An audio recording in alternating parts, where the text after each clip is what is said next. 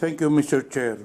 In an earlier motion, Mr. Chair, we have already approved to cite for contempt Mr. Celiz. On this note, Mr. Chair, I move to detain him in the premises of Congress as per our rules on Section 11. So move, Mr. Chair.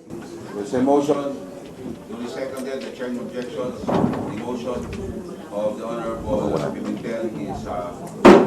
No, I just wanted to manifest that the reason that we're suggesting an executive session is to show na tayo naman, hindi naman tayo, na binibigyan natin siya ng pagkakataon na i-reveal.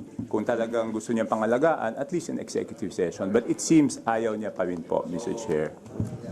Mr. Chair, it is very clear that Mr. Celiz does not want to answer the question to reveal the source, whether in this inquiry or in executive session. So therefore, Mr. Chair, under Section 11, the power to contempt, letter E, grounds for contempt is for a resource person refusal to answer any relevant inquiry. Actually, Mr. Chair, Mr. Celiz has already violated two provisions of Section 11. The first one, acting in a disrespectful manner, and the second one, which is very more important rather, is his refusal to answer the question in a relevant inquiry. On this note, Mr. Chair, I move to cite for contempt Mr. Celiz for on these two grounds under Section 11. So move, Mr. Chair. There's a motion. Second the motion. There's a second. Any objections? There's a motion, duly seconded. Any objections from any member Mr. Chairman. of this committee? There being no objections, on a unanimous vote, Mr. Chairman. Ka-Eric is cited for Mr. contempt. Chairman, may I be recognized? I ask the Sergeant of Arms to please take the... Mr. Chair, Mr. Chairman, Mr. Chairman, Can we request the Sergeant at Arms to practice his responsibility after the hearing? Because there's still other details that... Mr. Chair, point of order.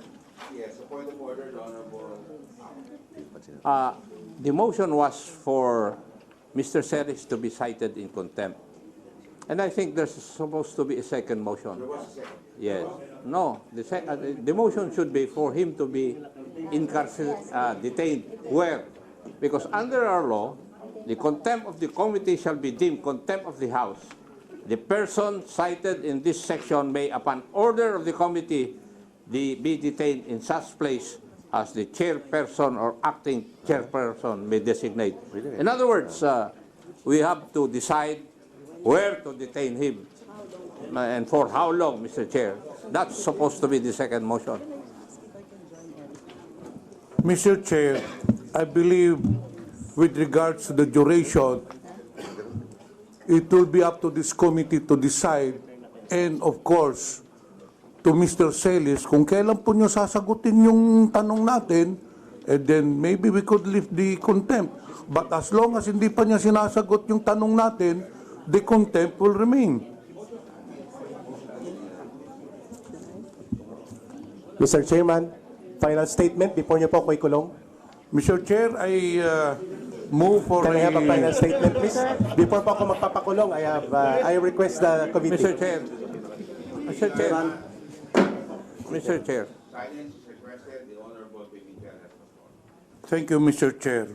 In an earlier motion, Mr. Chair, we have already approved to cite for contempt Mr. Celiz. On this note, Mr. Chair, I move to detain him in the premises of Congress as per our rules on Section 11. So move, Mr. Chair. There's a motion, duly seconded. The chair objections. The motion of the Honorable Pimentel is